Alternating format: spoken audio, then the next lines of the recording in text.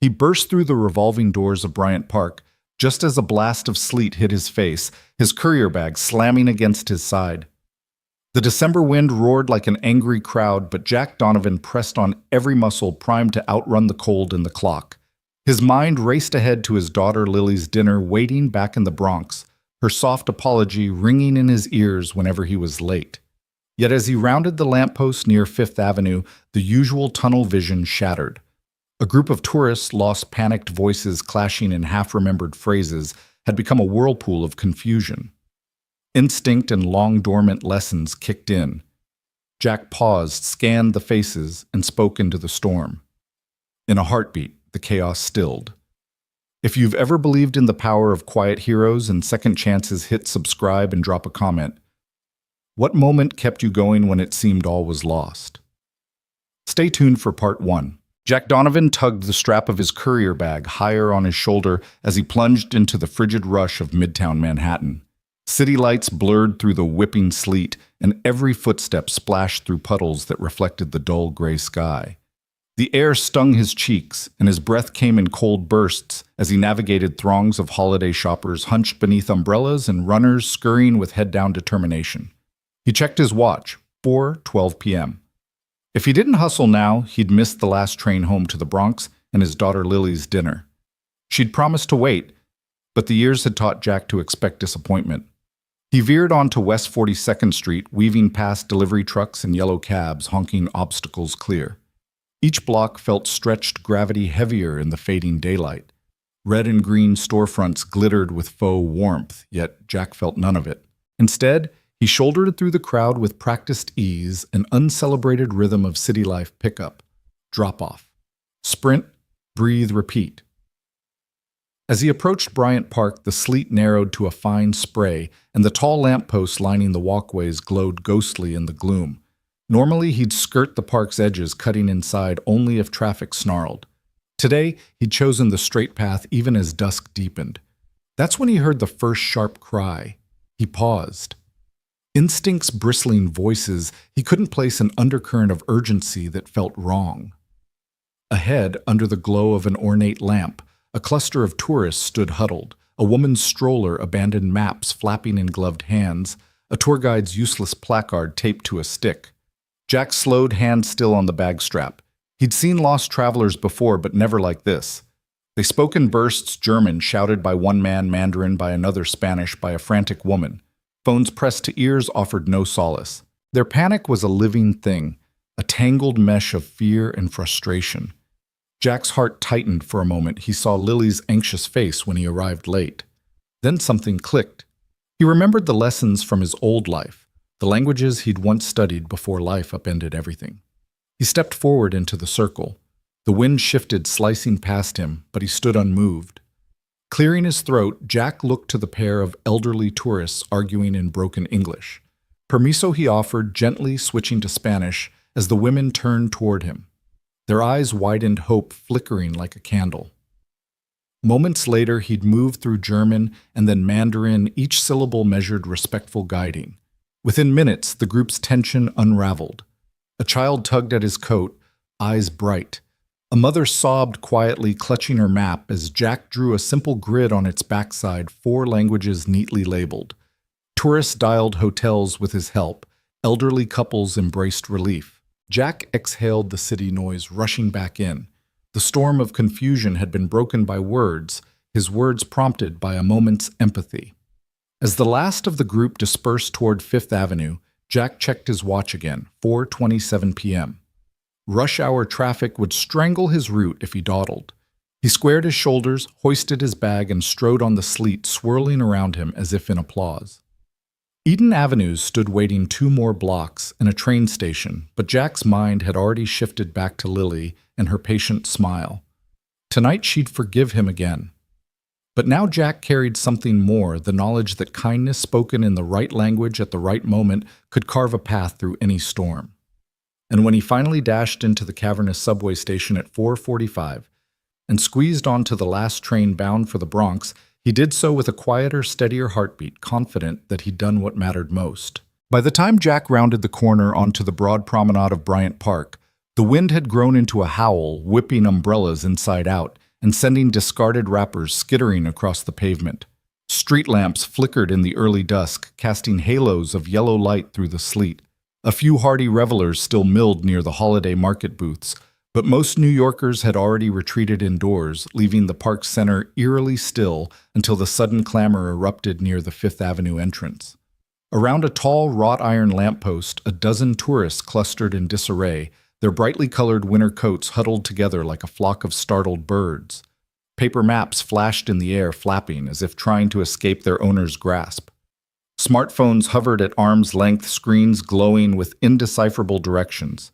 A young guide in a sky blue jacket stood at the center, his placard swinging uselessly at his side, NYC Walking Tour. Multilingual available, but his eyes were wide with panic, his breath fogging in the cold as he attempted to calm the growing uproar. Entschuldigung. Können Sie mir helfen? Called an elderly man in a thick German accent, his gloved hands trembling as he pointed down the avenue. His companion, another man perhaps 5 years his senior, responded in rapid Mandarin confusion, creasing his brow as he tried to reconcile the foreign syllables. Niehu, shouted a young woman, clutching her soaked guidebook. No entiendo nada. Nearby, a mother clutched a stroller so tightly her knuckles whitened. Inside, a toddler burrowed beneath a lavender blanket, cheeks flushed from the cold. Tears welled in the mother's eyes as she muttered soothing words in French, her accent betraying more fear than comfort. A scarf-clad teenager snapped a selfie, attempting to capture the moment, only to look up in alarm when dozens of disparate voices collided. "What is happening?" she mouthed to her friend, the hiccup of panic bristling at her voice. The guide raised his hands and spoke English voice, urgent but cracking. "Please, everyone, please calm down. Follow me south to the ice rink. That will get us back on 5th. But his words seemed to fall into a void. Some tourists clapped their hands over their ears. Others shouted back in Japanese or Portuguese, each newcomer adding to the cacophony. A cluster of Spanish-speaking visitors erupted into a heated debate over which direction to turn. One woman gripped a crumpled pamphlet for their hotel eyes, darting from map to map, wishing for someone who shared her language. Another man in his 30s paced in circles, hands buried in his pockets, stammering fragments of Italian. In that moment, Bryant Park felt less like an urban oasis and more like a battlefield of confusion. The sleet stung exposed faces, the bitter wind carried shattered hopes of a peaceful stroll, and the guide's calm facade cracked under the pressure. He glanced at his watch, 15 p.m., then at the looming buildings around them as if searching for escape routes. Pedestrians nearby skirted the scene with polite distance, crossing the lawn to avoid the tambourine of complaints. A couple reading paper cups snapped photos from a safe distance, live streaming the spectacle with breathless commentary. A security officer emerged from behind a food kiosk, his flashlight beam bouncing off the wet stone. He approached with cautious authority. "Excuse me, folks, can I help?" he called, voice almost lost amid the babel of tongues. The crowd only parted enough to stare suspicion flickering in their eyes as they tried to frame his uniform with any language they knew. A gust of wind tore 2 pages from a guide's laminated leaflet, sending them swirling like ghostly snowflakes across the pavement. People lunged to catch them, only to misinterpret the flapping rectangles as signals of danger. The guide turned in circles, chest-heaving sweat beading at his hairline despite the cold. He tapped the back of his jacket where his company logo should have inspired trust, but the terror in the group refused to diminish. Near the edge of the fountain, a young couple huddled beneath a shared umbrella, their voices low and tense. "Should we call the hotel?" the woman whispered in English. The man shook his head, fumbling for a charger cable. "No signal," he muttered. "Nothing works in this park." An elderly woman, her white hair escaping a knitted cap, clasped a camera to her chest. She blinked back tears. "In my town, people help each other," she murmured, more to herself than to anyone else. "Here, I don't know anymore." A teenage boy, cheeks pink from the cold, hugged his mother's arm and whispered in Korean. His mother patted his hand, but her eyes darted toward every passing stranger, praying someone would rescue them from this confusion. Behind the group, the glass towers of Midtown rose like silent judges, their windows reflecting a fractured tableau of fear. The contrast between corporate calm and human chaos felt brutal inside those towers. Decisions were made with precision, with strategy, with confidence. Out here, raw panic reigned unchecked by protocols or security protocols. The lamppost, once a beacon of light, now stood at the epicenter of disarray. The guide cleared his throat and raised his voice. Por favor, todos juntos, he began in Spanish, then switched mid-sentence to French, pleading for unity. It was a valiant effort, but the group's nerves were unstrung and no single language could soothe all the wounds. A cyclist approached bell ringing and nearly collided with an elderly man brandishing a smartphone. Both skidded to a stop, curses in Polish and Arabic erupting as they tried to right themselves. A toddler in a stroller shrieked with fright, and the mother lunged forward, rescuing her child from imaginary peril. At the core of this human tempest, the blue-jacketed guide finally dropped his sign and placed both hands on his head. He muttered an apology in English, then in Chinese, then in Portuguese, each rendering more desperate than the last. Yet the people around him only grew more frantic, more adrift. Time blurred. The streetlights blinked awake and sleet became a fine chatter against the pavement. Frost formed on leather coats and silk scarves alike. Everyone had forgotten that they were in one of the world's most visited cities, so busy capturing moments on cameras they couldn't truly experience them. Lost in translation, they teetered on the edge of helplessness. In the space between collisions of sound, Jack Donovan stood just beyond the periphery courier bag, half unzipped. He watched the storm of confusion lips pressed into a thin line. He glanced back toward Fifth Avenue, a map of subway lines etched in his mind, but something stopped him, the raw ache of fear in a child's eyes, the frailty in an older couple's stance, the guide's resigned despair.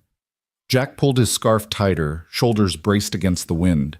With one last look at the swirling crowd, he stepped forward, ready to speak the words they needed, even if he spoke them in 8 different languages. And in that charged moment, as the sleet continued to fall and the city seemed to hold its breath, Jack Donovan became the calm before the storm. Jack stopped a few paces from the lamppost, the rushing wind and sleet muted in his ears the moment he committed to help. He tugged his courier bag higher on his shoulder, drew in a steady breath, and waded into the circle of confusion. The elderly couple stood spine straight, their faces pinched with cold and worry. Jack offered a gentle nod, then spoke in warm, measured Spanish. Señores, ¿quieren mi ayuda? ¿A dónde necesitan llegar? The grandmother blinked her eyes, filling with relief as she recognized the familiar cadence. She clutched her husband's arm, then pointed shakily toward Fifth Avenue and 42nd Street. Jack smiled and repeated the direction: sigan por esa avenida 2 cuadras hacia el norte, luego giren a la derecha. Encontrarán la entrada del metro justo allí. He spoke slowly, enunciating every syllable so they could follow. The couple let out simultaneous gracias, their shoulders relaxing for the first time. On Jack's right, the man who had shouted in German tapped his foot anxiously. Jack turned to him and switched seamlessly, Entschuldigen, Sie mein Freund. Wo müssen Sie hinlaufen? The man's brow furrowed, then lifted as comprehension bloomed. He pointed down the park path. Jack offered a reassuring pat on the arm and repeated the instructions in German, softening his tone. Gehen Sie geradeaus, 2 Blöcke weiter, dann links. Die U-Bahn-Station ist gut ausgeschildert.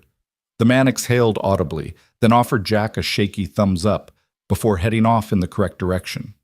A young tourist in a wool hat, overhearing Jack's German, leaned forward and asked a question in Mandarin. Jack pivoted again. Qingwen Nanyao Chunali. His Mandarin was deliberate, each character's pronunciation rounded with respect. The woman's eyes sparkled as she realized she could communicate. She asked for her hotel's name in Mandarin. Jack answered carefully and watched as her frown smoothed into a grateful smile. Meanwhile, the guide in the blue jacket attempted to regain control, but his stuttering English only added to the mayhem. Tourists from Portugal, Italy, and Japan all clamored for help. Jack's lips curved in a sympathetic half-smile. He reached into his pocket, extracted a pen and the battered tourist flyer he found at the cafe earlier, now damp, and corners curling, and sketched a simple map. He labeled each street in English and Spanish, then added German labels on the map's edge, followed by Chinese characters along the bottom. As he drew, he murmured directions in rapid succession. Spanish, German, Mandarin, each phrase a lifeline thrown to a flailing swimmer. A child no older than 6 tugged on his sleeve and whispered in English, "How do you speak all those languages?" Jack crouched so his eyes met hers. "A little bit of study, a lot of practice, and a lot of heart," he said gently. The child's eyes grew wide. "You're like a wizard," she declared with glee. Jack ruffled her hair and stood offering a small bow that sent laughter rippling through the group. In the space of 5 intense minutes, the tide had turned. Panic dissolved into cautious hope. A pair of tourists who had nearly collided in frustration now exchanged friendly directions thanks to Jack's translations. The guide's signboard, once mocked as a cruel joke, now read like a tribute to Jack's skill: NYC Walking Tour Multilingual Miracle on Demand. A teenage couple huddled under an umbrella approached Jack asking for a recommendation on local cuisine. He described a nearby deli. It's famous for its matzo ball soup and knishes. Ask for it in Yiddish, mazlakish. They broke into delighted smiles and seemed almost eager to follow his advice rather than running back to their hotel. Even the security officer who had paused on the outskirts stepped forward and saluted Jack with a nod of respect. "Thanks, man," he said. "You saved a lot of trouble." Jack waved him off with a grin. There was no time for accolades. The work was nearly done. With the last of the tourists pointed down the correct paths, Jack took a moment to survey the aftermath. The group had dispersed in pairs and small clusters, all now moving with purpose instead of panic. Bags were hoisted, maps folded neatly, and smartphones tucked away as the travelers followed the well-labeled routes. Everywhere Jack looked, he saw relief blossoming on faces once clouded with anxiety. He let the breeze wash over him, tasting snowflakes on his tongue, and felt the familiar throb of adrenaline fading into calm. In that moment, Jack Donovan Currier, single dad, Bronx native, felt something he hadn't admitted in years: the quiet satisfaction of making a real difference. A woman in a navy wool coat lingered near the lamppost, her oversized sunglasses reflecting the park lights like dark mirrors. Jack recognized her now as the tall observer from earlier. She took a single step forward, eyes bright behind tinted lenses. "That was remarkable," she said in flawless English, her voice calm but ringing with genuine admiration. Jack bristled at the compliment, shrugging as if to say he'd done nothing special. "I just happen to know a few words," he muttered. She shook her head, a small smile touching her lips. "Most people barely know one language. You spoke 8. You didn't just help them, you gave them back their dignity." She extended a thin gloved hand. Jack hesitated, then took it. Strength met warmth in her grip. The sleet had slowed to a soft dusting, and the park seemed to shimmer in the lamplight, as if the world itself recognized the moment's significance. Jack found himself at a crossroads, the thrum of the city beyond the park gates where his next package delivery waited, and the unexpected invitation before him from this elegant stranger. Yet in that fleeting handshake, Jack realized that this ripple of kindness would carry him far beyond his usual route. As the final tourist waved a grateful farewell and vanished into the city's pulse, Jack Donovan felt the storm of confusion transform into a breeze of opportunity. No wizard's hat or magic wand, just words spoken when they were needed most. And as the woman watched him unseen by most but seen in that moment, Jack understood that sometimes the greatest miracles happen when we simply step forward and speak. Samantha Blake remained perfectly still at the edge of the park walkway, her posture the very definition of composed authority. The hem of her navy wool coat, tailored to skim her calves, swished against the slush as she shifted her weight from one stiletto heel to the other. Through oversized sunglasses, she watched Jack Donovan move among the disoriented tourists, his every gesture measured, unhurried. He spoke languages like turning a key in a lock: Spanish, German, Mandarin, freeing the trapped voices of men and women who had thought themselves forever stranded. She inhaled deeply, the crisp air filling her lungs with the raw electricity of Manhattan in winter. Around her, Bryant Park's festival lights glowed through the haze, a promise of holiday cheer. Beneath her feet, the cobblestones were slick with sleet that had turned to ice. She had come here on a whim, escaping the suffocating calm of her high-rise office, where numbers ruled and human nuance was often an afterthought. But what she had witnessed tonight felt more strategic than any boardroom play, the way Jack glanced toward the elderly couple to gauge their understanding, the gentleness in his voice when translating for the flustered guide, the surprising ease with which he bridged cultural chasms. She adjusted the bag slung over her shoulder, grateful for its warmth. Beneath her coat, she wore a cashmere sweater and tailored trousers, clothes chosen carefully. No lipstick smudges, no hair out of place. As CEO of Morrow Global Technologies, she spent her days choreographing mergers, realigning brand identities, negotiating billions in investment capital. She stood on the shoulders of diplomats and financiers, an heir to ambition as much as to legacy. Her father had taught her that efficiency was the highest form of power. Yet here in this collision of languages and raw human need, she felt the limits of strategy crack open. Her assistant's voice buzzed in her earpiece. "Ma'am, the board is asking for your presence on the conference call in 10 minutes. They need updates on the Southeast Asia merger." Samantha pressed a finger to the earpiece, forcing herself to breathe through the sudden tension. "Tell them I'll join in a moment," she said, voice controlled but soft enough not to startle Jack from his task. The assistant hesitated, then fell silent. Samantha closed her eyes briefly, letting the park's hush settle around her before reopening them. Jack released the last of the tourists with a final nod, then paused at the edge of the clearing, hands tucked into his coat pockets. He surveyed the park as though waiting for someone or something to acknowledge his work. Samantha saw the tension in his shoulders ease the same way her own had during her first billion-dollar deal when the ink finally dried on the dotted line, a heady mix of exhaustion and triumph. She stepped forward, her coat swishing softly, and the click of her heels underscored each footfall like a metronome.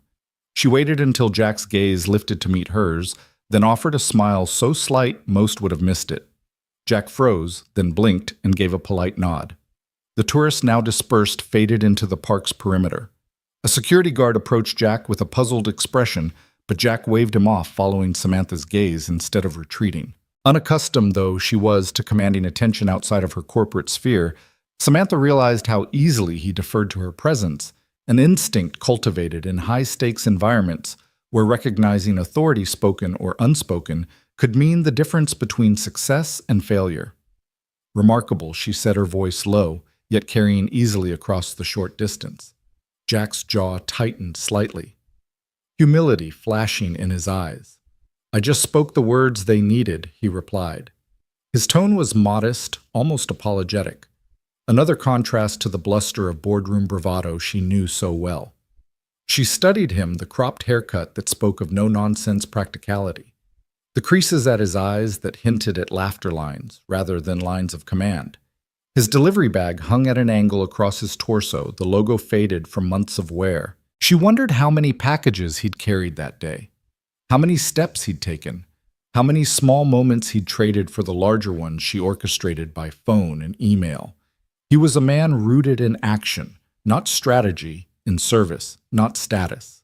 She reached up and removed her sunglasses, tucking them into the lapel of her coat. The gathering dusk sharpened the angles of her face, high cheekbones, a strong jaw, eyes the color of rain-soaked slate. She watched Jack press a business card into his coat pocket, then turned to leave, slipping back into the city's pulse without a backward glance. Samantha realized that she'd understood nothing of efficiency until she'd seen simple kindness ripple through that crowd. Tonight, Jack had turned confusion into clarity faster than any algorithm or business process she'd ever devised. A sudden crackle in her earpiece jolted her back to her executive life. "Ma'am, they're waiting." She pressed a finger to her lips as an apology, then straightened her shoulders. Jack paused mid-step and looked back, eyebrows raised in quiet question. She offered him a polite nod, an unspoken promise that their paths would cross again, and then released a breath she hadn't realized she was holding. "Thank you," she said. Her voice held a sincerity that surprised her. Jack inclined his head. "Just doing what I can," he said, words that echoed more than strategy ever could.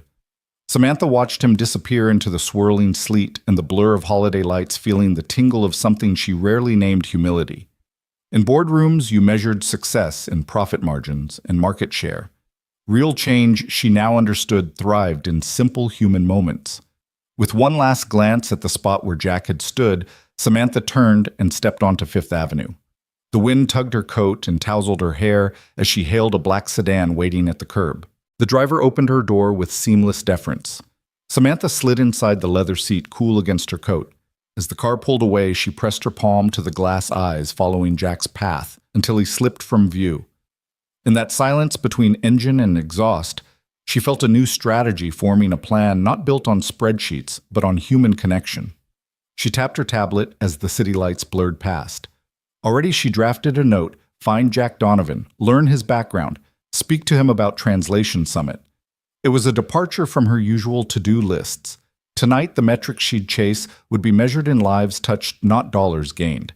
Behind her, Bryant Park's lampposts flickered off one by one, leaving only the hum of distant traffic. Samantha closed her eyes, leaning back against the seat. The board's demands, the mergers, the investor calls, all waited in the building she'd soon return to. But for a few precious moments in the hush after the storm of confusion, she allowed herself to hope for something more: leadership infused with compassion, strategy guided by empathy, and the possibility that her own world, long ruled by deals and deadlines, might expand in ways she hadn't dared imagine. And in that soft exhale, Samantha Blake realized she would never command a room the same way again. Samantha Blake slipped out of her heels in the silent refuge of her Manhattan penthouse. The marble floors were cool beneath her wool-slippered feet. The city below pulsed with lights and distant sirens, but inside her high-ceilinged living room, a single monitor glowed against the shadowy walls. She crossed to the sleek glass desk where her assistant's tablet lay, blinking with notifications. Samantha drew a hand through her hair, loosening the immaculate chignon she'd worn all day. Tonight, she removed every professional veneer she could. She tapped the play icon on the security footage reel. The grainy video leapt to life, looping the moment she'd first spotted Jack Donovan among the tourists in Bryant Park. Over and over, she watched the delivery driver's head tilt the way his hand sketched that rough map on a damp paper flyer. Most striking of all was the patch of color on his courier bag, a child's rocket, hand-drawn and taped askew. Each replay revealed another subtle detail: the gentle arc of his smile as the small girl called him wizard, the way he bowed his head in quiet deference when the panicked couple offered thanks. Samantha pressed pause and leaned forward, fingers brushing the screen. Her reflection shimmered in the glass-sharp shoulders, a diamond pin at her lapel. The exacting precision of her tailor-made jacket. She smoothed the invisible crease between her brows. She had tracked boardroom betrayals, unmasked financial leaks, and negotiated millions in hostile takeovers. Yet here in the simplicity of human kindness, she felt strangely unmoored. Late-night rain tapped against the floor-to-ceiling windows, and the friendlier glow of holiday lights drifted in from the street below. Samantha stood and walked to the adjacent alcove where a wall-mounted console displayed floor plans, security logs, and personnel directories for Morrow Global Technologies. The building's HR database pulsed with every employee's record-hire date department review scores. None of it helped her understand Jack Donovan. He wasn't on the payroll. Courier Express was an entirely separate vendor, but that child's rocket M, she murmured to herself, was the clue. She returned to the monitor and keyed in a search for Courier Express in her building's visitor management system. A dozen driver badges scrolled by on the screen, each a year-old photo and name. Samantha's eyes narrowed as she scanned Michael Lee, Nia Johnson, Carlos Martinez. None matched the man with the rocket sticker. She paused at one entry: a J.D. Jack Donovan badge, ID 8297, checked in daily at 8 a.m. and out at 6:30 p.m. His last check-in this afternoon had been at 4:45 p.m., just after he'd cleared the tourists. A quiet thrill crept through her. Samantha tapped a few keys, bringing up Jack Donovan's basic profile: date of birth. Hire date, with Courier Express home branch in the Bronx. Curiously, there was a single note attached to his file: family sticker on bag rocket. Keep for ID. No other flags. No performance reviews. She let the data sink in a courier whose only noteworthy trait in her system was the hand-drawn rocket, a child's touch on the monochrome rigors of corporate operations. She reached for her phone and scrolled to a saved contact: Clara, executive assistant. One tap brought up her messaging app. Samantha composed a brief directive: subject urgent. Matching ID 8297. Please locate Jack Donovan at Courier Express Bronx branch. Obtain full employment record shift schedule and any emergency contact details. Flag any mention of prior roles or education background. Discretion paramount. I need updates in 1 hour. She hesitated over the send button, recalling the polite nod Jack had given her as she left the park. Sending this message felt like summoning someone into her world, disrupting his routine. But she couldn't ignore the magnetism of that moment. His quiet competence had unsettled her, challenged the notion that power meant status. Tonight she followed her curiosity deeper. Her assistant's reply popped up almost instantly. Understood on it now. Expect dossier by 11:15 p.m. Samantha exhaled, feeling the weight of anticipation. She stood by the window sipping a warming swirl of chamomile tea and watched the taillights of a black sedan slip down the avenue. The scent of rain-washed pavement drifted up the glass, mingling with the faint aroma of lavender from her bedside diffuser. All her life she'd calculated risk and reward in boardrooms. Now she was charting the unknown territory of a single act of kindness. She reached back to the desk and opened a physical folder labeled Corporate Services Courier Express. Inside were contract notes, service-level agreements, and the occasional billing discrepancy flagged by her procurement team, never anything personal. She had authorized their vendor contract years ago, trusting them to keep her packages and confidential documents moving. Jack was simply one more face in a sea of delivery personnel. Until tonight. Her fingers brushed the edges of the folder and she allowed herself an uncharacteristic moment of doubt. What if he rebuffed her? What if he didn't want to leave his routine life for her corporate arena? Usually, she devised plan B, even plan C. None of that prepared her for genuine human unpredictability. Yet behind her, the board would not forgive endless delay. The Southeast Asia merger. The investor calls the quarterly numbers all demanded her attention at dawn. Still, Samantha Blake had never been more certain of anything she needed to meet this man again. The assistant's tablet buzzed on the desk, pulling her back. She glanced at the screen dossier compiling. Accessing academic records. ETA 45 minutes. She tapped a quick acknowledgement and stood. Panting slightly from the adrenaline of the chase, she walked to the coffee bar in the corner of her suite. She measured out 2 shots of espresso, her hand steady, then added hot water for an Americano. One for herself, one for the habit of preparation. Her gaze returned to the video footage looping on the monitor. Each replay drew her deeper into Jack's world, the way his hands curled around the pen as he wrote in Mandarin, the polite angle of his bow, the genuine warmth that softened the park's harsh edges. She realized that leadership was more than issuing memos and running projections. It was about presence, showing up when words mattered most, translating intention into action. A soft ping announced her assistant's arrival. She tapped the tablet, no dossier yet, but a cropped screenshot. Jack Donovan's smile as the tourist dispersed. Underneath her assistant had scrawled a note, impressive clarity in every tongue. Possible previous academic background, Hunter College linguistics. Samantha's pulse quickened. Hunter College was renowned for its language programs. Was Jack a former professor who'd walked away from it all? She scrolled through the databases. Hunter didn't list dropouts by name, but she could request archived directories, alumni lists. With a few more queries, she might uncover his history. But first things first, she gathered her tool's phone tablet, the Americano, and stepped onto the balcony overlooking the East River. The winter air bit at her cheeks, and the steam curled from her cup like a promise. She closed her eyes, centering herself. In this moment, her penthouse felt less like a fortress and more like a command center for something entirely new, a quest not for profit, but for connection. The first dossier entries would arrive soon. Samantha Blake, CEO of Morrow Global, would learn every bullet point of Jack Donovan's resume. But more importantly, she'd seek the story behind the bullet points, the motivations that led a man fluent in 8 languages to trade lectern for gloved hands in a delivery bag.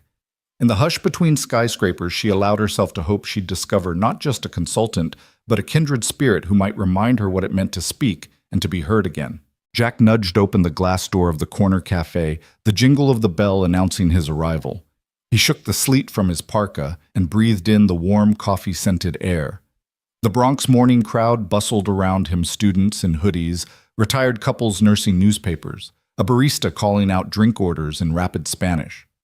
Jack wove through mismatched tables to his usual spot by the window, where a steaming Americano and a small oatmeal muffin waited, courtesy of Mrs. Harris next door. He sank onto the vinyl seat, unzipped his bag, and tapped his watch, 8:05 a.m. Plenty of time before his first drop-off.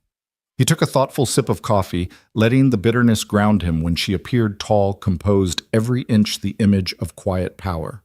Samantha Blake stepped into the cafe like she'd never known anything but command. Her hand closed around the door handle for a moment, as if gathering resolve, then she crossed the tile floor in heels that clicked softly, by his table. "Mr. Donovan?" She asked, her voice a calm contralto that cut through the cafe racket. Jack looked up, surprised. "Yes." He offered her a tentative nod. She gestured to the seat opposite him.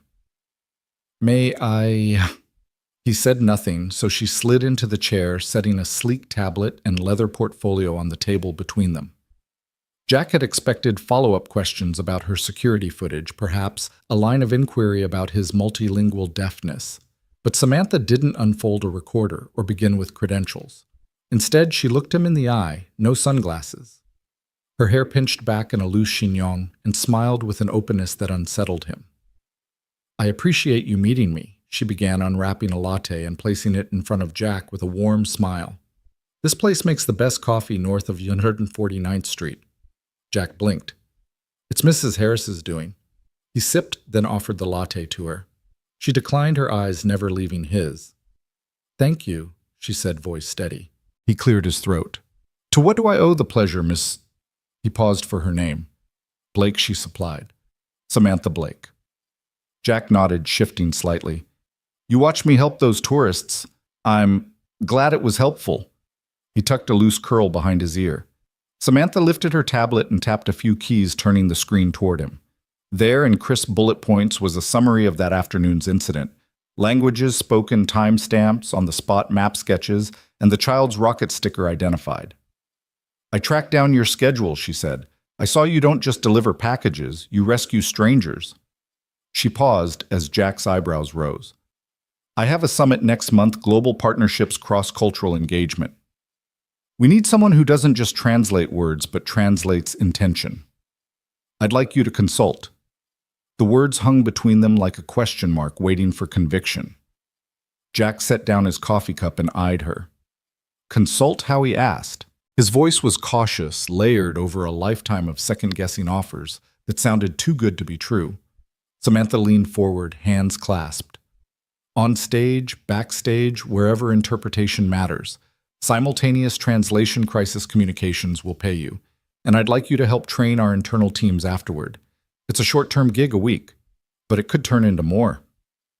Jack glanced at the cardstock flyer Mrs. Harris had tucked into his bag that morning, Landmark Center, 3rd Avenue Summit. His chest tightened. "I have shifts," he said softly. "And Lily, my daughter needs me. School drop-offs, doctor's appointments." He trailed off, unsure how to explain that nights and weekend shifts paid the rent and kept her therapy appointments covered. Samantha's eyes softened. "I know enough about single parents to understand your priorities." She tapped the tablet again. "We can work around your schedule. Start every morning after your drop-off, finish before pickup. Walk-in sessions, remote follow-ups. No public announcement unless you want one." Her voice brimmed with an unexpected respect that made Jack sit up straighter. He took a deep breath and leaned back. Around them, the cafe's low chatter continued, friends laughing over mugs, baristas calling out names, the whir of the espresso machine. Jack traced the rim of his latte with a fingertip. "Why me?" he asked. "Why not bring in a professional conference interpreter?" He searched her face for any hint of strategy or pity. Samantha's smile deepened. "Because you don't just interpret language," she said. "You interpret people. The way you paused to read the emotions of that elderly couple, the way you bowed to speak to a Mandarin speaker as an equal, it wasn't show. It was genuine. I've seen board presentations and investor calls. I've never been moved the way I was watching you tonight." She tapped the tablet one last time, then slid it back into her portfolio. "I want authenticity, not another polished suit reading off a script." Jack absorbed her words, the implication of trust and belief in his abilities stirring something he hadn't felt in years. He thought of Lily and how her face lit up when he got home, her wonder at his small gestures. He thought of the months worrying over bills, balancing good deeds with necessities. "I need to talk it over with Lily," he said finally. Samantha nodded. "Of course," she replied gently. "And take your time. I can have my team reach out to coordinate the details." Jack looked at her for a long moment. The dawn light filtered through rain-slicked windows fell across her features, casting her in a soft glow. He realized that his world and hers, delivery routes and boardrooms, had just been bridged by this simple invitation. "I'll let you know by tomorrow," he said, pulling a napkin from his pocket and scrawling his number under her name. Samantha accepted the napkin and tucked it into her portfolio. She rose, paid for her latte at the counter with a nod to Mrs. Harris, and returned to thank Jack before heading out into the morning drizzle. He watched her go the confident stride, the trailing scent of her perfume, and for the first time that week he felt the spark of something new. Standing there, surrounded by the steady bustle of life, continuing as it always did, Jack.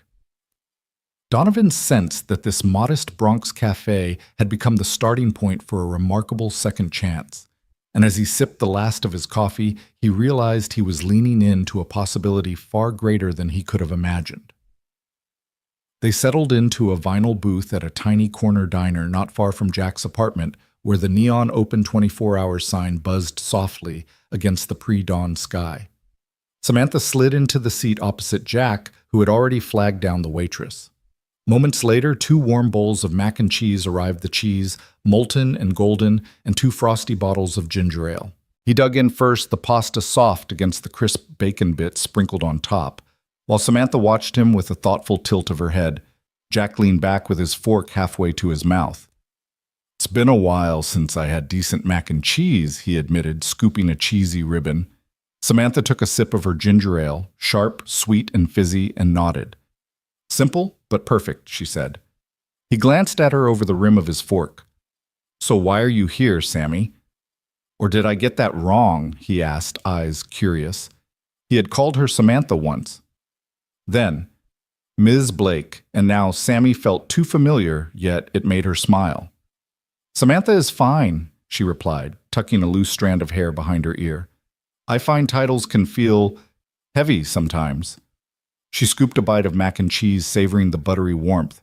"I wanted to talk without boardroom jargon or performance reports. I thought this would be the simplest place." Jack's gaze softened. "Then let's keep it simple." He paused, swirling his ginger ale. "You asked why I'd consider the summit gig. Truth is, I haven't been outside my comfort zone since—" He stopped, retracing his thoughts. "Since Megan died." Samantha set her bottle down, the clink of glass echoing in the quiet. "I'm sorry," she said gently, her voice unguarded. Jack nodded, eyes fixed on the tabletop. "I met her at a language exchange event. She was a cellist, classical music, 19th century sonatas, couldn't speak Spanish for her life, so we traded lessons, one phrase for one note. I'd never met anyone so alive." He pushed a stray tear back. Samantha reached across and placed her hand over his. "She sounds amazing." He smiled through the ache. She was. But she got sick glioblastoma, the kind that doesn't wait. We had 4 months. 4 months of hospital rooms scented with antiseptic and apologies for interruptions. I resigned from Hunter College that week. Couldn't stand lecterns while my life was falling apart. Samantha exhaled, her own chest tightening. My father's heart attack was sudden. I was 28 and on track to join his diplomatic team. He called me and offered me the reins of Morrow Global. He said he trusted me more than any outside candidate. She paused, eyes distant. When he died, the board balked. They wanted someone else. I had to fight for the corner office. I won, but... Her fingertips traced the wood-grain tabletop. I lost something else along the way. She stirred her mac and cheese absent-mindedly. Jack watched her CEO, strategist, negotiator, feeling the fragile humanity beneath the steel. "I don't know how you did it," he said softly. "Fought your way to the top while the world tried to push you down." She chuckled, a sound equal parts irony and gratitude. "I had to. There was no other choice. But somewhere between mergers and board votes, I forgot what it felt like to be part of something that mattered beyond profit." Jack nodded, finishing his ginger ale. "Megan used to say music was the only truth in the world. Speak from the heart, not from the page." He paused, gently tapping his ring finger where Megan's wedding band had been. "I didn't understand until she was gone." Samantha leaned forward. "Tell me about your daughter." He blinked, the sudden shift pulling him back from memory's cliffs. "Lily," he said. "She's 6. Born 2 months early, 5 pounds on a good day. I'd never held a baby in an incubator before. The doctor said she might not." His voice cracked and he set his fork down. Samantha reached for both his hands. "She's a fighter," she said. "Just like her dad." His lips curved. "She is." She asked me once why helping people speak mattered so much. I told her words build bridges between hearts.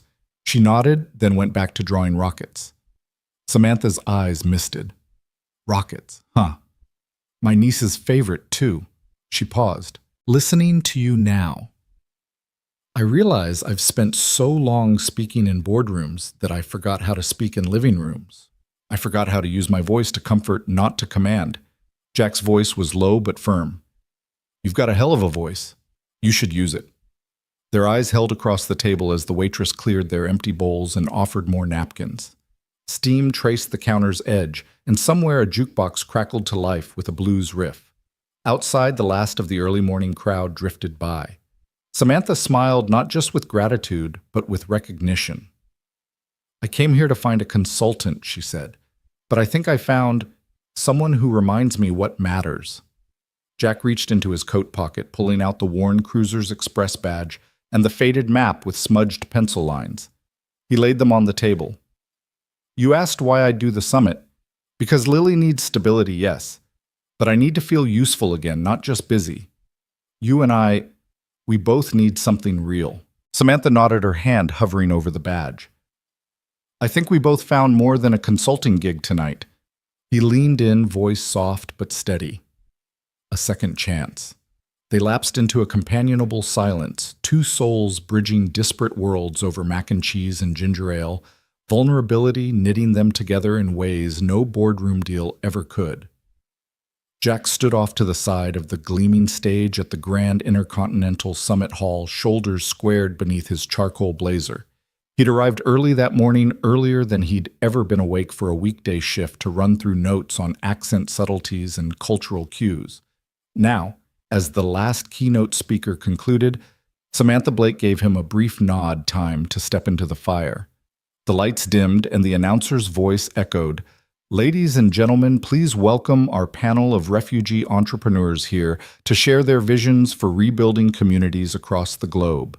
A hush swept through the audience of executives, investors, and dignitaries as three figures appeared on stage, a Syrian woman draped in a patterned headscarf, a tall Ivorian man clutching a sleek tablet, and a soft-spoken Chinese engineer wearing a simple gray suit. Jack adjusted the discreet headset mic tucked beneath his collar. He glanced at Samantha standing just a few feet behind him and offered a small, steadying smile. She returned it with a nod that conveyed trust, not instruction. Then stepping into the pool of light, Jack positioned himself slightly to the side so he wouldn't block the refugees, yet remained in view of the audience's monitors. The Syrian entrepreneur Amal al-Rashid cleared her throat. In Arabic, her words poured out measured, laden with emotion, describing her vision to convert decommissioned shipping containers into mobile medical units for war-torn villages. Jack listened intently, his pen poised over his notebook. As she paused for breath, Jack's voice rose in calm English. Amal al-Rashid envisions mobile clinics built from shipping containers, bringing essential health care directly to families who have lost everything. She believes that by training local volunteers and equipping these units with solar power, they can ensure medical aid reaches remote areas day or night. A ripple of empathy spread across the audience. Jack's tone captured the gravity of Amal's loss and the fierce hope in her solution.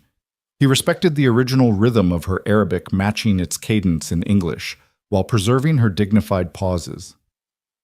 Next, Dr. Ivan Petrov stepped forward in Russian, his accent tinged with regret and determination.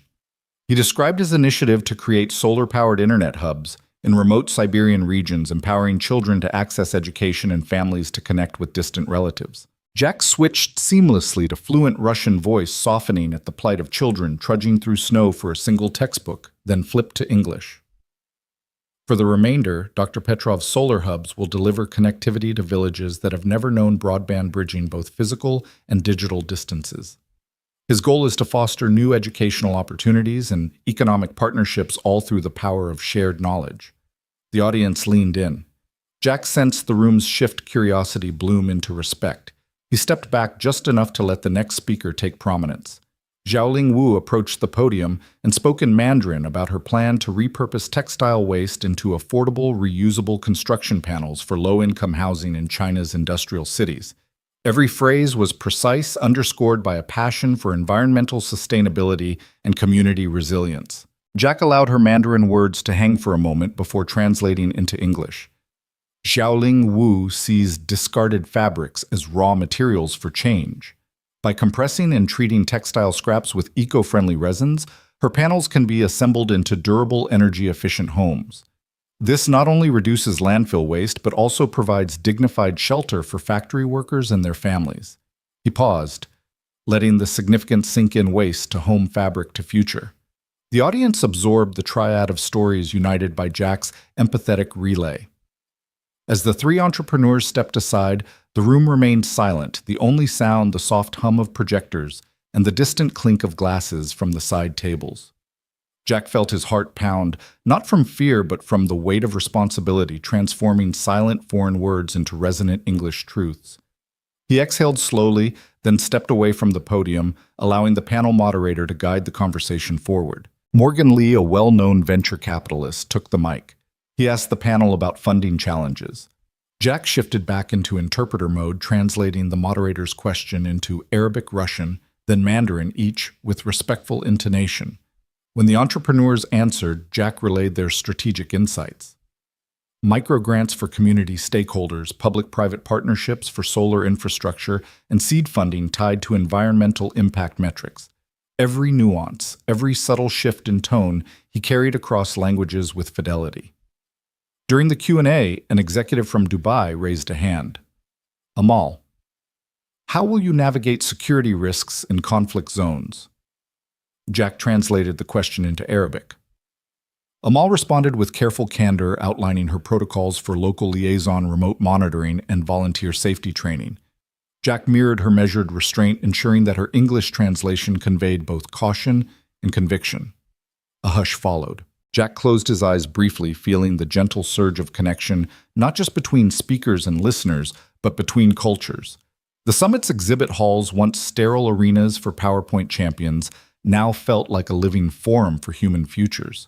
When the final question concluded, Jack stepped forward again. Samantha joined him on stage, placing a supportive hand on his shoulder.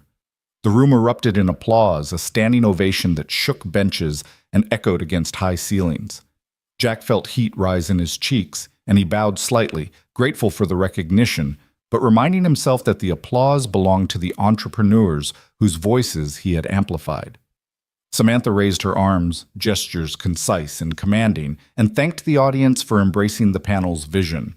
She then turned to Jack, handing him a single rose from a nearby arrangement, a token of gratitude in the midst of corporate rigor. Jack accepted it, stepping into Samantha's extended shadow as they exited the stage.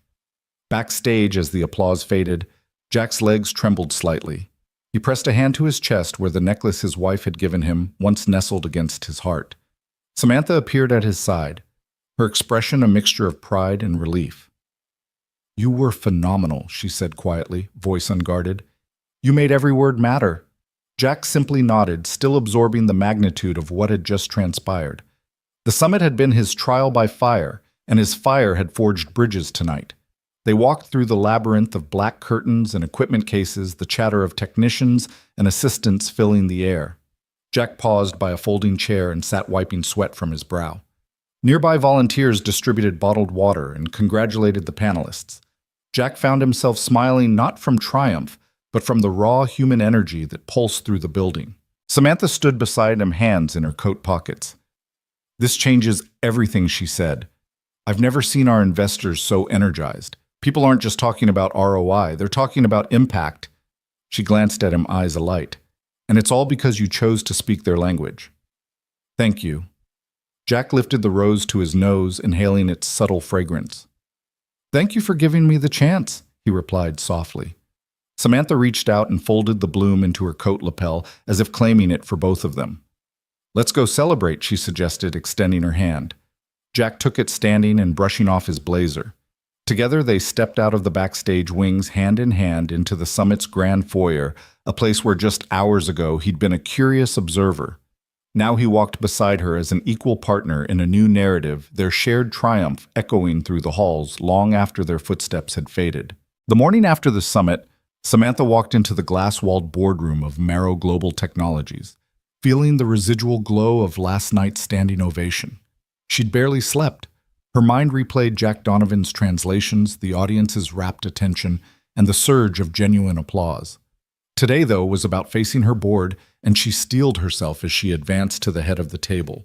24 executives sat stiffly in their chairs, laptops open, tablets glowing with email feeds and news alerts. Marcus Delacourt, the most vocal skeptic on her board, cleared his throat. "Ms. Blake," he began, voice cool. "We appreciate your initiative in bringing Mr. Donovan on stage last night, but as you know, some members have expressed concerns about the appearance of impropriety inviting a vendor's employee and dinner together. It's unorthodox." A ripple of murmurs followed. Samantha folded her hands calmly. "Mr. Delacourt, Mr. Donovan's contributions at the summit were demonstrably valuable. Any dinner we had was purely professional further discussion of his role." She paused, scanning the room. "But let's address these concerns directly. Jack is extraordinary at cross-cultural communication. I stand by him." Marcus leaned forward, steepling his fingers. "We need more than assurances. Protocol demands due diligence. We need evidence, performance metrics, vetting of credentials." Before she could respond, the boardroom doors opened quietly, and Jack stepped in, coat still damp from a light rain. Heads turned. Some gasped at his outsider presence. Samantha rose and offered him the seat beside her. Jack gave her a firm nod of reassurance. "Board member," Samantha said, motioning toward Jack, "Mr. Donovan has offered to provide clarity on any questions you have." A few executives exchanged uneasy glances. Marcus raised an eyebrow. "You're certain this is appropriate?" "I am," Samantha replied. "Jack, the floor is yours." Jack slid into the seat Samantha had vacated, his posture relaxed but attentive. He cleared his throat gently. "Thank you. I understand there are questions about how I came to be here. I'd like to speak to the source of the recent memo leak first." He reached into his briefcase and extracted a slim USB drive. "I've worked with our IT security team to trace the breach and document circulation. The memo criticizing Summit vendor selection was altered after it left Morrow Global's central server. The secure logs point to a single terminal badge ID 1023 assigned to Marcus Delacourt." He paused, letting the weight of his words settle. "The logs show that memo was uploaded under your credentials, then touched the restricted folder." Marcus's face paled. He closed his laptop.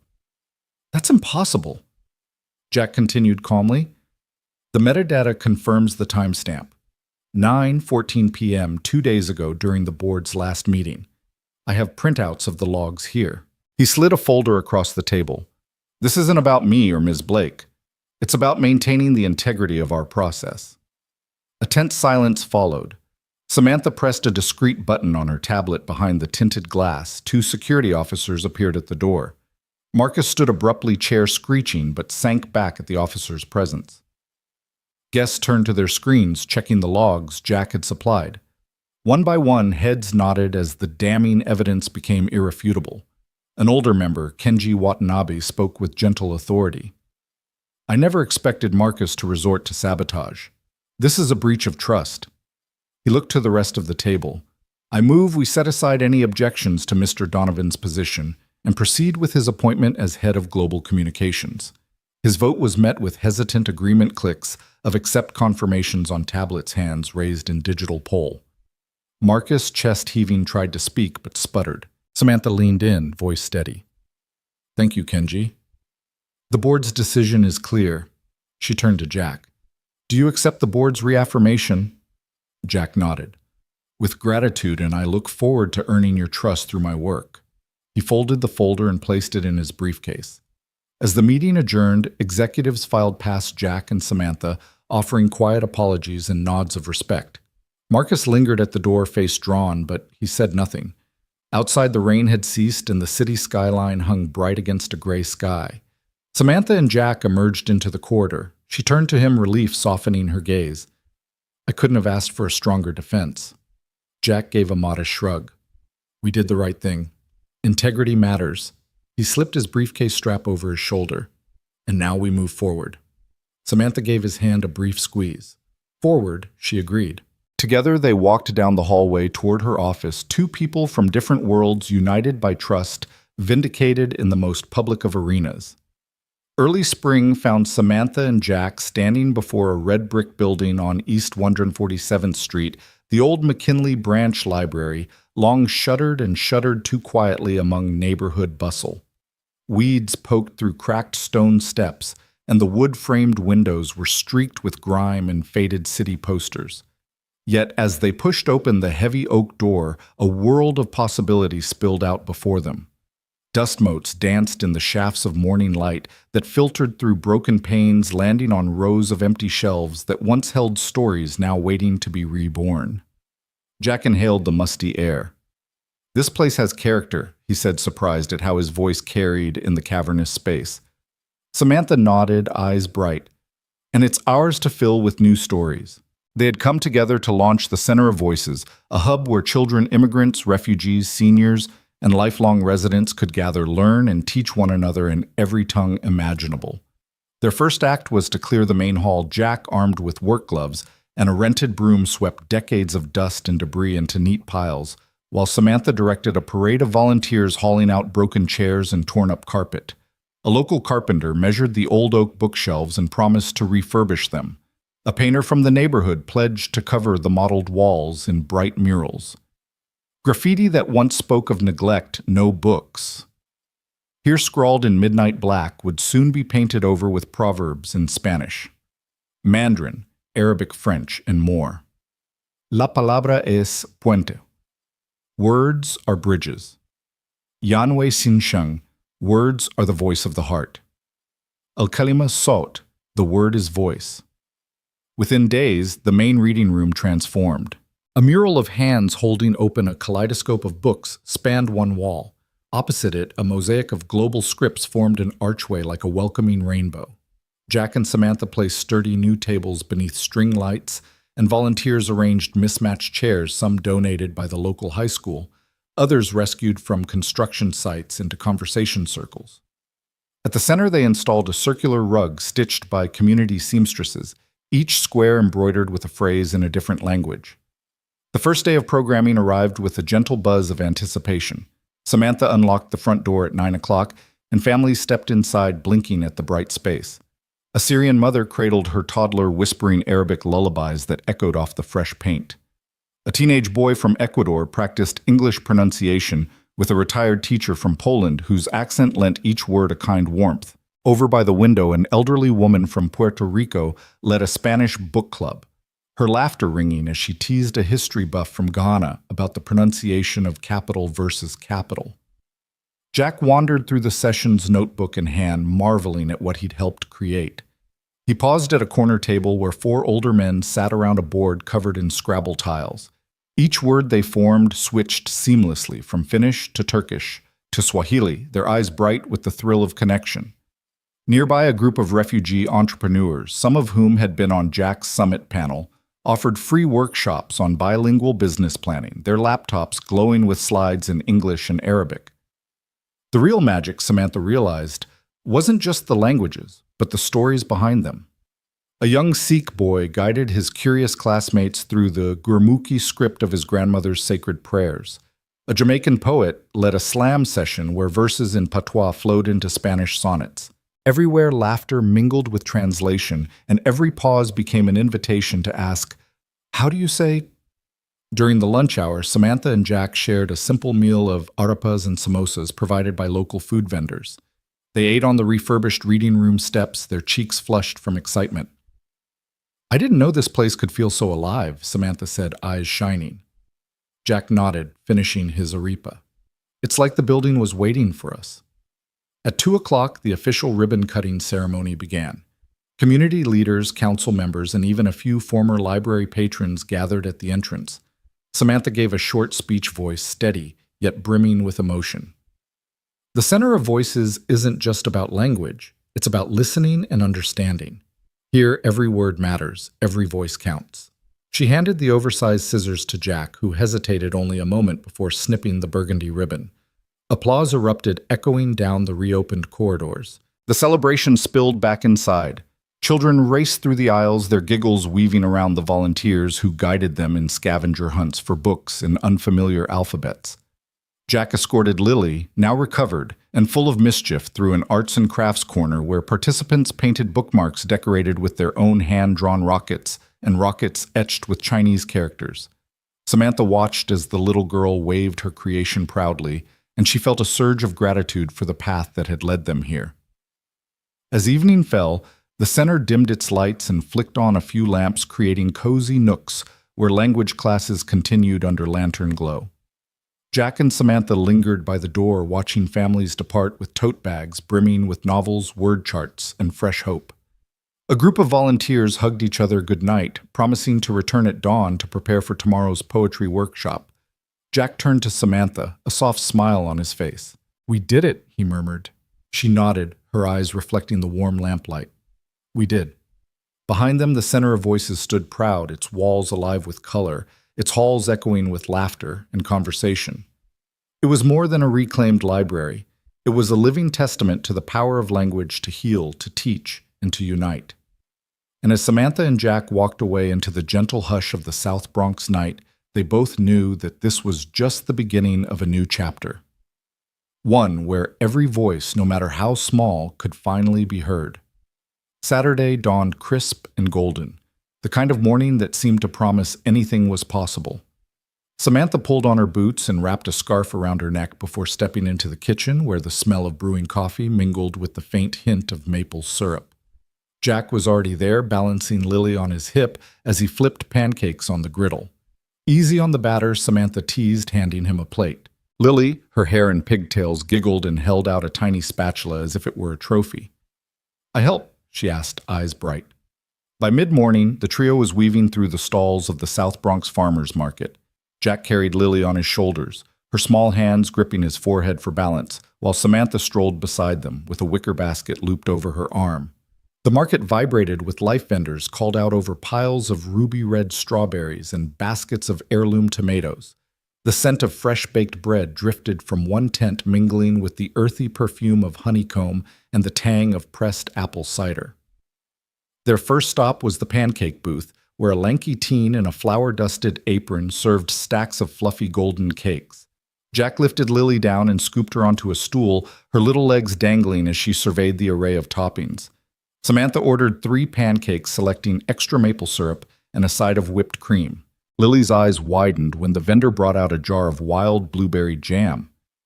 "Can I have a taste?" she asked. The vendor handed her a small wooden spoon. Lily dipped it into the jam and popped a dollop into her mouth, then grinned at Jack. "Blueberry rocket," she declared, holding up her sticky spoon. Jack laughed and wiped her chin with a napkin, smudging a smudge of blueberry across her cheek. Next, they wandered toward the honey stand, where hives of glass jars sparkled like amber jewels in the morning light. Samantha sampled a spoonful of cinnamon-infused honey, the spice warming her tongue. Jack chatted with the beekeeper about seasonal harvests, while Lily darted between jars, marveling at each one. She ran back to Jack with an impromptu crown of honeycomb shards, placing it atop his head, before someone gently suggested she might want to taste the honey instead. Jack indulged her, letting her dip her finger into a jar of creamed honey and guiding her hand back to his mouth so they could share the sweetness. They drifted past a stall laden with farm-fresh eggs, where the old farmer demonstrated how to balance an egg on its end. He invited Lily to try. She concentrated so intensely that Samantha and Jack held their breaths, then cheered when the egg teetered long enough to stand upright for a moment. Lily beamed, then hopped down to give the farmer a high five, her small hand sticky with yolk. Their basket began to fill a loaf of country sourdough, a wedge of sheep's milk cheese wrapped in wax paper jars of peach preserves and tangy cherry jam. Samantha paused by a stall selling fresh flowers and picked up a bunch of daffodils. "For the kitchen," she said, breathing in their bright scent. Jack offered to carry them, but Samantha tucked them into her jacket, the yellow blooms peeking above her pocket like the first signs of spring. They made their way to a corner where a group of musicians had set up 2 guitarists and a violinist. The melody drifted through the market, soft and lilting, a perfect soundtrack for their morning. Lily tapped her foot in rhythm and then began to dance, her pigtails bouncing. Samantha filmed her daughter on her phone, and Jack watched with the quiet pride of a parent who knows this is exactly where he wants to be. As the market wound down, they found a sunlit patch of sidewalk near the entrance and spread out a checkered blanket. Jack unpacked the treasure's cheese and bread for Samantha, jam-topped pancakes for Lily, an extra bottle of ginger ale for himself. They shared the meal in companionable silence, only the murmur of departing vendors and the distant hum of the city for company. Samantha dipped a piece of bread into the cheese and passed it to Jack. "Perfect pairing," she said. He smiled and replied, "Only the best for my team." Lily, her face animated with that sticky-cheeked innocence only a child can carry, offered each of them a taste of her peach-preserved pink rocket jam, she called it. They took turns licking the spoons she offered, each bite eliciting exaggerated expressions of delight. A couple passing by stopped to watch, and Samantha caught Jack's eye. In that glance, they shared the same thought. This was the kind of happiness that didn't need a boardroom or summit. It needed only pancakes, jam, and each other. When the sun climbed higher, they packed up their basket and headed home. Lily perched happily on Jack's hip. Samantha carried the blanket, its corners drifting in the breeze like a promise of many more mornings just like this. As they turned the corner toward their street, Lily stretched out her arms and asked, "Again next weekend?" Jack and Samantha exchanged a knowing smile. "Absolutely," Jack said, tucking her closer. Samantha reached for his hand, weaving their fingers together. And in that simple gesture, three souls forging a new rhythm against the city's relentless pace, they stitched together a tapestry of hope, belonging, and the gentle magic of rituals made sacred by love. Late spring air settled over the city as Jack stepped onto the rooftop terrace of Samantha's penthouse, the hum of traffic softened by distance, and the gentle glow of string lights overhead. The bulbs suspended on slender wires cast pools of warm light across the wooden planks beneath their feet. Below the skyline shimmered glass towers reflecting the last rays of sunset church steeples, standing sentinel over winding streets, the city's pulse visible in each illuminated window. Samantha was already there, seated on a plush outdoor love seat, two steaming mugs of chamomile tea resting on the low table in front of her. Jack paused a moment, savoring the hush. Nothing about this evening required anything more spectacular. No orchestrated speeches, no grand gestures. Here, high above the streets, all that mattered was being present, two people who had weathered storms of loss, of doubt, of corporate scrutiny, now carving out a simple moment of calm together. He crossed the terrace and sank beside Samantha, who offered him his tea without a word. He took a slow sip, the floral warmth unfurling in his chest like a balm. She watched him, the soft light catching in her eyes, and Jack felt the steady thrum of connection that had grown between them, an unspoken language of steadiness and understanding. He reached out, brushing his thumb along the back of her hand. Her fingers curved around his, their palms settling together in a perfect fit. In this small clasp, they had found a promise deeper than any honeymoon vow or corporate alliance. It was the promise of presence, the decision to stay, come what may. They sat in silence, watching the city transform from twilight to night. A breeze teased strands of Samantha's hair across her cheeks. Jack wrapped an arm around her shoulders to catch them, then drew her hand closer to rest on his knee. Together they watched a plane trace a thin slash of light across the indigo sky. Passengers likely unaware of the intimate peace unfolding below. "Remember when we first met?" Samantha's voice was low, almost lost in the night air. "I had no idea what I was missing." Jack smiled, his thumb still brushing her skin. "I almost walked past you." He remembered the hotel lobby haze, the blur of suited tourists, and then the clarity when he first saw her watching him untangle that overwhelmed tour group. "I'm glad you didn't." She turned to him, chin-tilted vulnerability flickering behind her composure. "I wasn't looking for this." Her lips softened, "but I found it anyway." He traced her cheek with his fingertips, memorizing the curve of her jaw and the gentle light. Leadership and love. He began searching for the right phrasing. They're not about grandstanding. They're about being here even when it's hard. Samantha leaned into his touch. "You taught me that."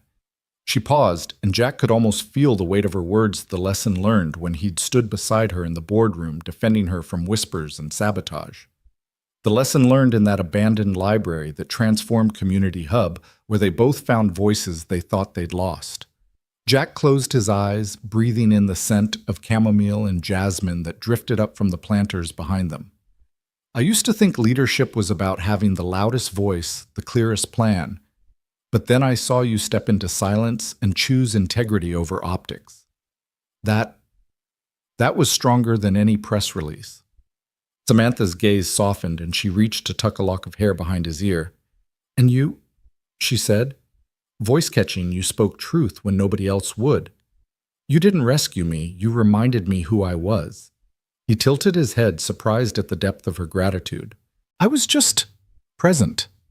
She gave him a small laugh, a sound like wind chimes stirring. Being present is the hardest thing some people can do. Jack smiled, brushing her hand with his lips. Then I'm glad we're both here. A gentle moment passed, two hearts beating in unison against the distant roar of the city. Samantha rested her head on his shoulder, and Jack leaned his cheek against her hair. Their tea grew cooler on the table, steam curling into the night like a farewell. I don't need fireworks, Samantha whispered. Not when I have this. He pressed a kiss to her temple. Not when I have you. She straightened slightly, gazing out at the skyline with him in that embrace. Promise we'll keep this? She murmured, the simplicity of her request more profound than any marital vow. Promise we'll stay here together no matter how loud the world gets. Jack's heart tightened with both joy and solemnity. He tightened his grip on her hand, sealing the promise. I promise, he said, voice firm. I'll be here. They remained like that until the stars emerged one by one, scattering across the sky. The humid night deepened and the city lights flickered in endless constellations below. They spoke of nothing and everything, of Lily's new drawings, of center expansion plans, of futures both planned and yet unknown. Their whispers drifted into the night, gentle ripples in the vast expanse of the world. When at last they rose to leave, carefully setting the chipped mugs aside, they lingered at the terrace door. Samantha tucked her coat tighter around her and Jack brushed a hand across her back. They paused, silhouettes against the urban panorama, and Jack pulled her close for a final embrace under the string lights, their warmth a soft beacon in the cool night air. No declarations were needed. In that shared silence, with hands still intertwined, they had spoken a lifetime of truth, that leadership and love and all the strength needed to weather life's storms begin with steadfast presence. And as they stepped back inside, leaving the glow of the rooftop behind, they carried that promise with them, an unbreakable bond forged in the quiet glow of simple devotion.